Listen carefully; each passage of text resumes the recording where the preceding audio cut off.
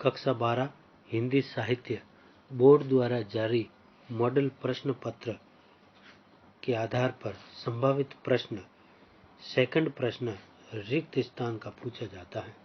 तो पहला प्रश्न है, वाक्य का अर्थ पढ़ने के साथ समझ में आ जावे, यानी सरलता के साथ समझ में आ जावे, वहां पर प्रसाद गुण होता है।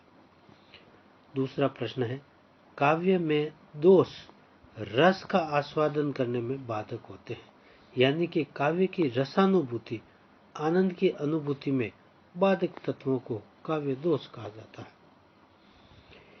एक मात्रा एक हर्स्व स्वर को लघु माना जाता है, यानी कि लघु के अंतर्गत एक मात्रा होती है जिसको अपन एक के द्वारा दर्शाते हैं, तथा दीर्घ या गुरु के अंदर दो मात्राएं होती हैं जिसको अपन एस के द्वारा दर्शा सकते हैं। अगला प्रश्न है, हरिगीतिका मात्रिक सम छंद है।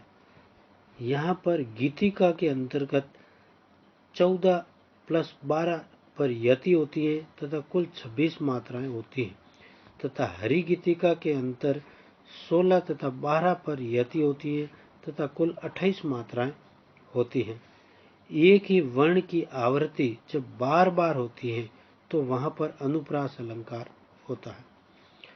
जहां उपमान को प्रस्तुत यानी जो दिखाई देता है तथा उपमेय को अप्रस्तुत यानी जो दिखाई नहीं देता है के रूप में रखा जाता है, वहां पर प्रतीप अलंकार होता है।